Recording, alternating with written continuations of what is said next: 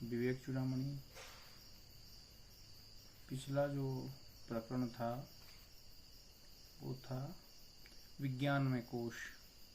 पहले गुरु शिष्य संवाद जो था, तो शिष्य गुरु जी ने समझाया कि मुक्ति कैसे होगी, मुक्ति का उपाय क्या है, मुक्ति को उपाय के बारे में बताया। फिर इसके बाद विज्ञान में कोश, विज्ञान में कोश के बाद उनके अंदर संशय उत्पन्न हुआ कि आखिर कैसे, जब विज्ञान में कोश भी जो है बंधन का ही कारण है, नित्य नहीं है, तो कैसे हम इन सब चीज़ों से मुक्त हो सकते हैं। तो उसके बारे में बताया कि किस तरीके से अपने आप को जान सकते हैं, साक्षी भाव से, एकात्म भाव से, प्राज्ञ आत्मा के द्वारा तो ठीक है, लेकिन मिथ्यात्व आत्मा से हम जब अलग हो जाएंगे, विवेक और वैराग्य से युक्त हो जाएंगे, तो अपने आप को हम उस परमानंद की तरफ बढ़ते चलेंगे। आगे बताते हैं आनंदमय कोश के बारे में। आनंद स्वरूप आत्मा के प्रतिबिंब से चुंबकित तथा तमोगुण से प्रकट हुई वृत्ति आनंदमय कोश है। वह प्रिय आदि, प्रिय, मोद और प्रमोद, यह तीन है, गुणों से युक्त है और अपने अभीष्ट पदार्थ के प्राप्त होने पर प्रकट होती है।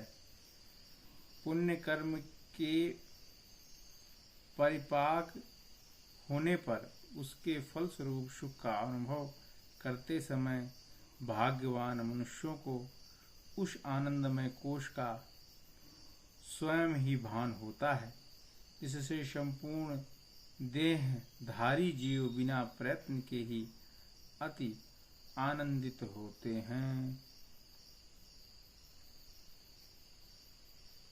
आनंद स्वरूप तो आत्मा ही है। आनंद स्वरूप आत्मा के प्रतिबिंब से चुंबकित, मतलब आनंद स्वरूप तो केवल आत्मा ही है जो हमेशा हर परिस्थिति में आनंद में रहती है। हर परिस्थिति आनंद स्वरूप ही है उसका। लेकिन उसके प्रतिबिंब से, जैसे संसार हमारे प्रतिबिंब बस गया ना, चित्र जिसको बोलते हैं, चित्र बस गया है, तो वैसे ही सब कुछ दिखता है, तो उसी का आनंद का, आत्मा का जो आनंद है, उसी का जो चित्र है, प्रतिबिंब है। जैसे हम दर्पण रख दे सामने, तो उसको देखें अपने सामने करके, तो हमारा माथाभास मात्र है। प्रतिबिंब हटा देंगे तो सामने कुछ दिखेगा क्या? नहीं दिखेगा। तो आत्मा का ही प्रतिबिंब, आनंद का प्रतिबिंब जो है, किसमें देखता है वो? विषयों में। प्रिय, मतलब इसमें प्रिय तीन, प्रिय, मोद और प्रमोद, मतलब हमने कोई इच्छित इच्छा की, अब वो वस्तु हमको मिल जाए तो बड़ा खुश होता कि नहीं खुश लगती है? बताओ, अच्छा हम बहुत आनंदित हुए, बताओ हमने ये चाहा था, हमको मिल गया, बड़ा आनंद लगता है, बताओ कितना अच्छा लग रहा है हमको। लेकिन है क्षणिक ही। तमोगुण मतलब अज्ञान, तमोगुण मतलब अज्ञान के वशीभूत होकर के हमने कोई इच्छा की, संसारिक इच्छा, वो पूर्ति हो जाए तो हमको आनंद मिलेगा। आनंद मिलेगा, आनंद मिला, लेकिन वो प्रतिबिंब मात्र है आत्मा का, वास्तविकता। तो इस प्रकार से इच्छित फल मिलने पर, इच्छित जो हमने फल मांगा वो मिल जाने पर हमें आनंद की अनुभूति होती है। हमने इच्छा की बहुत सारा पैसा मिल जाए, पेटी भर के, हैं, अब मिल जाने पाए तो कितना आनंद होता है। अरे आनंद का कोई और छोर नहीं है। हमने इच्छा की किसी वस्तु की, किसी वस्तु की भी, और मिल जाए, अरे बताओ इतना आनंद, एकदम से उसको आनंद से भर जाएगा।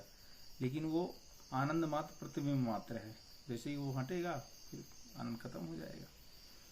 आनंदमय कोश की उत्कट या तीव्र प्रतीति तो सुषुप्ति में होती है, तथापि जागृति और स्वप्न में भी इष्ट वस्तु के दर्शन आदि से उसका किंचित मान भान होता है। तो सही आनंद तो अपने को कहाँ मिलता है? सुषुप्ति अवस्था में। इसको कहते हैं ना, आनंद की वर्षा होती है, कहते हैं कि अनाहत बरसता है। अनाहत मतलब वही आनंद, सही आनंद है। अनाहत मतलब आत्मा, साक्षी भाव जिसको कहते हैं, दृष्टा भाव अपने अंदर। तो सुषुप्ति अवस्था में आती है, जब सुषुप्ति मतलब मन की स्थिति, मन की गति जहाँ शांत हो जाती है, अवरुद्ध हो जाती है, उस अवस्था को सुषुप्ति अवस्था कहते हैं। तो सही आनंद तो वहीं होता है। बाकी तो मात्र क्या है, इच्छित भोग जब मिल जाता है तो आनंद की किंचित मात्र भान होता है। किंचित मतलब तो थोड़ा सा, जो मात्र भान मतलब थोड़ा सा अनुभूति होती है, बस हो गया। यह परात्मा आनंद नहीं है, यह परा आत्मा, यह परा आत्मा से जो परे, आत्मा से जो अलग आनंद है, वो आनंद वास्तविक नहीं है। क्योंकि आनंद उपाधि युक्त एवं प्रकृति का विकार है, शुभ कर्मों का कार्य है और प्रकृति के विकारों के समूह स्थूल शरीर के आश्रित होता है।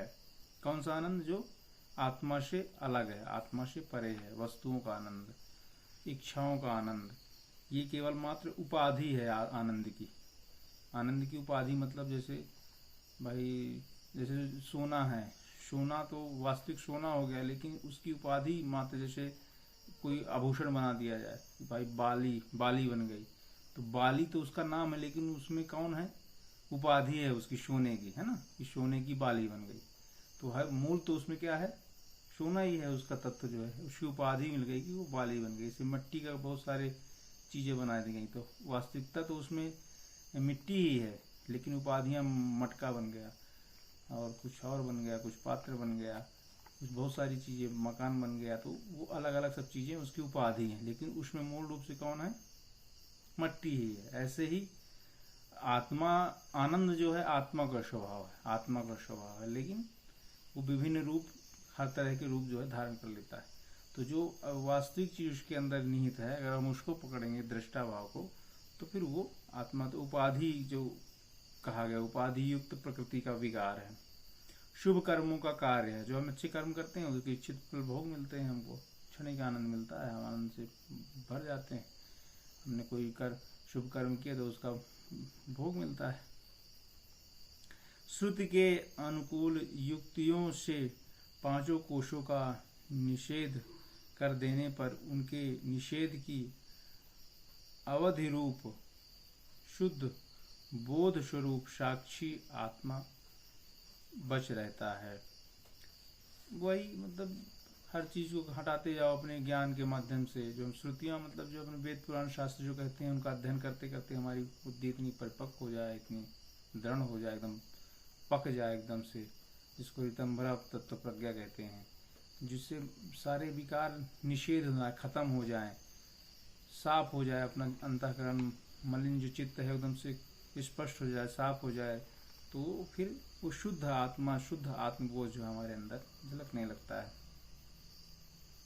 अब ये वही है कि किसके अंदर कौन सी वृत्ति ज्यादा खराब है ना, इसके ऊपर भी रहता है। स्वामी जी कहा करते हैं कि भाई जो हर व्यक्ति है किसी न किसी एक जो है बुराई से बंधा रहता है। कोई एक चीज बहुत हावी रहती है किसी के अंदर, कोई किसी चीज से परेशान है, कोई किसी चीज से परेशान है।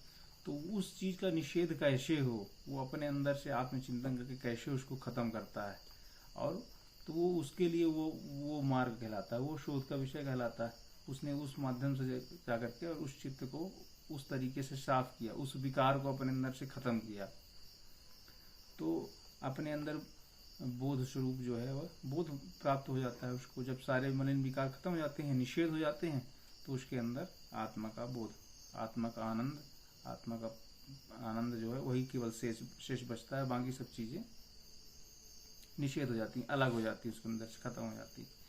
इस प्रकार जो आत्मा स्वयं प्रकाश, अन्नमय आदि 5 कोशों से पृथक तथा जागृत, स्वप्न, सुषुप्ति तीनों अवस्थाओं का साक्षी होकर सत रूप, निर्विकार, निर्मल और शुद्ध स्वरूप है, उसे ही विद्वान पुरुषों को अपना वास्तविक आत्मा समझना चाहिए। तो इस प्रकार से जो स्वयं प्रकाश है, जो किसी चीज से प्रकाशित नहीं होता है, किसी वस्तु से आनंद ना मिले, किसी वस्तु से मन प्रफुल्लित ना हो, जो स्वयं में ही स्वयं खुश है, अपने आप से अपने में ही प्रसन्न है, जिसे किसी वस्तु की आवश्यकता नहीं है, तो वो कैसे कहाँ होता है? वो ये सारे पांचों कोशों से अलग है, पृथक है। वो जागृत, स्वप्न, सुषुप्ति तीनों अवस्थाओं का साक्षी है, दृष्टा है, सब कुछ जानता है, सब कुछ समझता है, सब कुछ देखता है गुप्त रूप से, तो वह जो है विकार से अलग है, सभी निर्विकार है, निर्मल है, शुद्ध सत्य रूप है। उसे ही विद्वान पुरुषों को अपना वास्तविक आत्मा समझना चाहिए, जो किसी वस्तु से प्रसन्न ना हो, स्वयं ही प्रकाशमय हो, स्वयं ही आनंदित हो, स्वयं ही निर्विकारों से अलग हो, वही वास्तविक आत्मा का आनंद है। और जो विद्वान लोग होते हैं उसको ही वास्तविक आत्मा का आनंद समझते हैं। तो इस तरीके से 5 कोशों के बारे में बताया, और पांचों कोशों को जो है, पांचों कोशों में विकार होते हैं, क्योंकि वो शरीर पे आधारित रहता है। शरीर पे जो आधारित रहेगा वो विकार से युक्त रहेगा। जो इन सब चीज़ों का दृष्टा भाव से सब चीज़ों को देखेगा, वो इन सब चीज़ों से अलग होकर के और आत्मा के आनंद में स्थित होगा। तो इस तरीके से अन्नमय कोश, फिर प्राणमय कोश, फिर मनोमय कोश, विज्ञानमय कोश, आनंदमय कोश। तो अन्नमय कोश मतलब ये स्थूल शरीर, जो अस्थि मज्जा, जो सप्त धातुएं होती हैं, इनसे बना हुआ शरीर, स्थूल शरीर जिसको कहते हैं। फिर मनोमय को प्राणमय कोश, जो अन्नमय कोश को ऊर्जा प्राप्त देता है, गति कर्म करने की जो है शक्ति, हाँ, शरीर प्राप्त देता है, उसको प्राणमय कोश कहते हैं। मनोमय कोश जो प्राणमय कोश और अन्नमय कोश दोनों को संचालित करता है, क्योंकि मन जो संकल्प करता है तभी प्राणों के द्वारा इंद्रियों का संचालन होता है। इसके बाद विज्ञानमय कोश मतलब इंटेलेक्चुअल, उसका बौद्धिक स्तर काफी प्रगाढ़ रहेगा, बुद्धि रूप से जो है मजबूत रहेगा। किसी विषय की, किसी चीज की प्रबुद्ध जिसको बोलते हैं, मतलब प्रबुद्ध मतलब जो विषयों की जानकारी अच्छी होगी, संसारिक तक जानकारी अच्छी होगी, उसके माध्यम से वो समझेगा, जानेगा, समझ बुझ अच्छी रहेगी, इंटेलेक्चुअल रहेगा वो।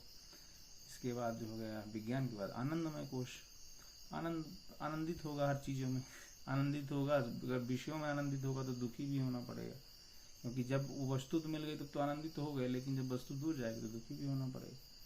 लेकिन जो इन सब चीज़ों से अलग है, सब चीज़ों को दृष्टा भाव, साक्षी भाव है, वही वास्तविक आत्मा का आनंद कहलाता है। तो इस प्रकार से पूरा होता है। ओम श्री सतगुरुदेव भगवान की